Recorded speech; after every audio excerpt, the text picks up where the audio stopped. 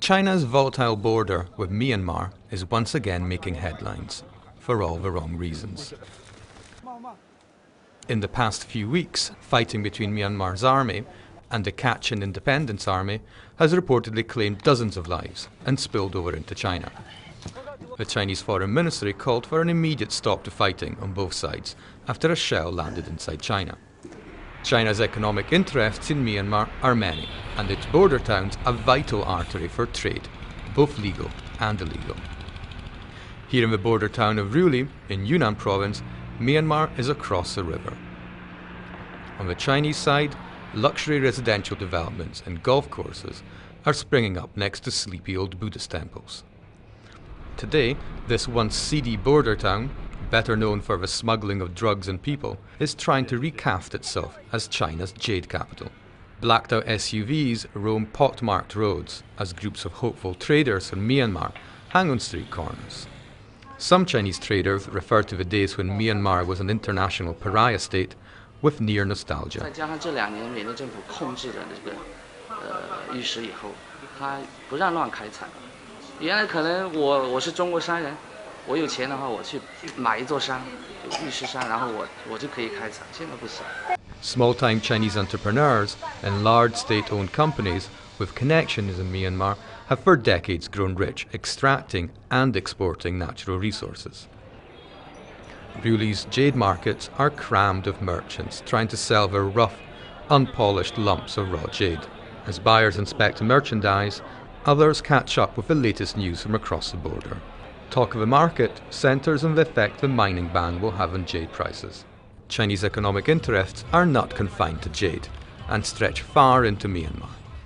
Clearly, China has a big economic stake in Burma, particularly in the mining industry, in the timber industry.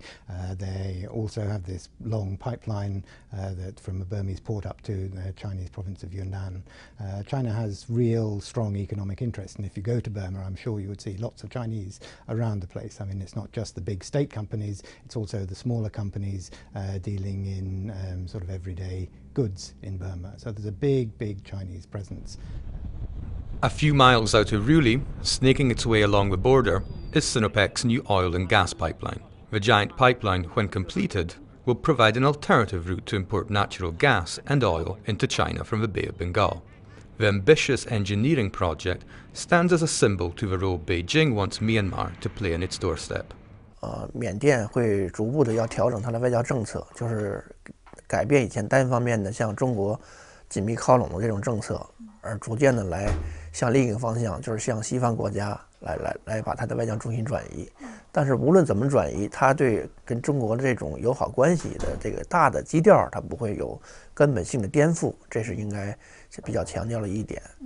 那么在未来呢，因为考虑到2015年缅甸就要举行下次大选，那么这也是一个很关键的一个节点，就是是现在的这个缅甸执政军人的这个执政党继续当政，还是以昂山素季反对派他们上台，那么可能这个大选的结果对未来中缅的关系的应该说影响还是意义比较大，所以重要的还要看他2015年大选之后的这个大选结果。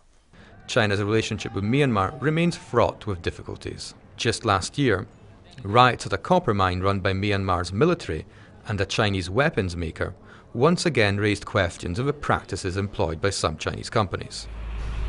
As the political landscape continues to change across the border in Myanmar, Beijing is beginning to realise that it may have to compete with other countries in its quest for natural resources. Chinese state-owned enterprises and private companies who for years have been able to secure lucrative deals thanks to their ties with the military junta are now having to think again. Ben Marino, Financial Times, Ruli, the China-Myanmar border.